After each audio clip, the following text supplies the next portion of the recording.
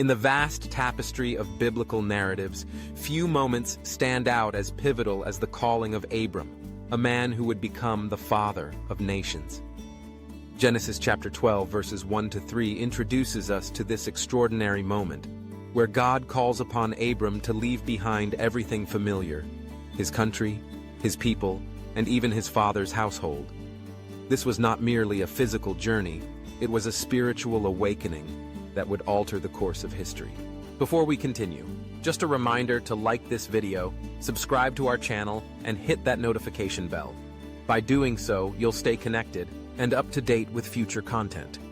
Now let's continue delving into Genesis chapter 12, verses 1 to 3, and the message God has in store for us. God's call to Abram occurs at a time when humanity was ensnared in a cycle of sin, judgment, and fleeting mercy. The world had witnessed the devastation of the flood, and yet, even Noah's descendants struggled under the weight of the fall. The curses pronounced in Genesis 3 lingered, casting a long shadow over creation. But now, God's voice breaks through the silence, offering not just a call, but a promise of transformation and redemption.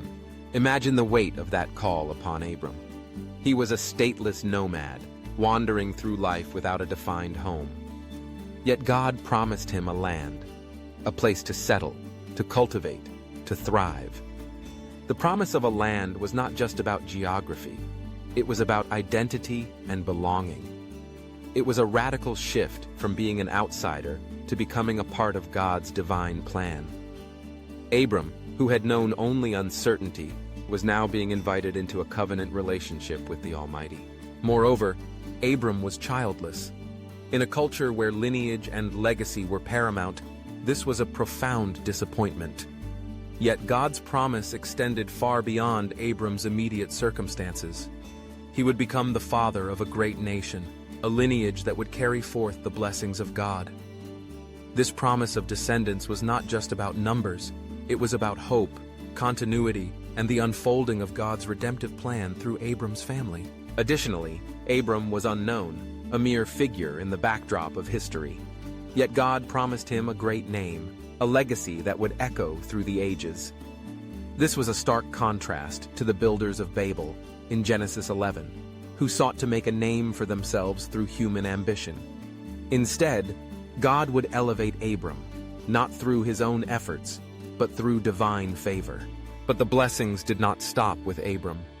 God's promise reached far beyond the confines of Abram's life. Through him, all peoples on earth would be blessed. This was a radical inclusivity that shattered the boundaries of tribalism and exclusivity.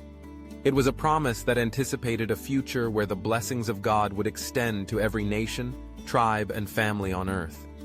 This global vision is echoed throughout the scriptures, culminating in the New Testament, where the gospel is proclaimed to all. However, this promise also carries an implicit challenge. Not everyone would receive blessings through Abram. Those who opposed him, rejected his message, or turned away from God would find themselves outside this divine favor. God's blessings were contingent upon the response to Abram's obedience and faith.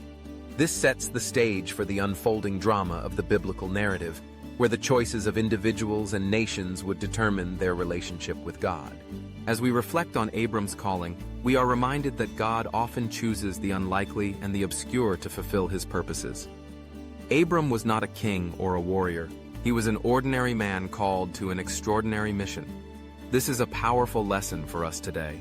In a world that often values status and achievement, God reminds us that our worth is not defined by our circumstances, but by our willingness to respond to his call.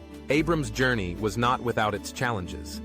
Throughout the following chapters, we see moments of weakness and lapses into sin. Yet, despite his imperfections, Abram responded with obedience. His life is a testament to the grace of God, who works through flawed individuals to accomplish his divine will. This is where the application becomes personal for each of us. As we go about our day, we are faced with choices that reflect our willingness to obey God's call. Are we ready to step out in faith, even when the path ahead is uncertain? Are we willing to be conduits of God's blessings, not just for ourselves but for others around us? The question resonates deeply. Are you going to have an obedient day today? Obedience does not mean perfection. It means a heart that is willing to follow, to trust, and to act according to God's leading. It means recognizing that our lives can be a blessing to others, just as Abram's life became a source of blessing for all peoples on earth. In a world that often feels fragmented and divided, we are called to be agents of unity and hope. Like Abram, we may feel like outsiders at times, but we are invited into a story that is much larger than ourselves. Each act of obedience, no matter how small, contributes to the unfolding of God's redemptive narrative. So today, as you navigate the complexities of life, remember Abram's journey. Embrace the call to obedience, allowing God to use you as a vessel of His blessings. Whether it's through a kind word, a helping hand, or simply sharing your faith, your life can echo the promise given to Abram. Let us step boldly into our calling, trusting that God will work through us to bless others and transform the world around us. If this message resonates with you, take a moment to praise our Lord. Type "Glory to Yahweh" in the comments as a declaration of praise and glory to our Father for His infinite love, mercy, and patience for us. God bless you.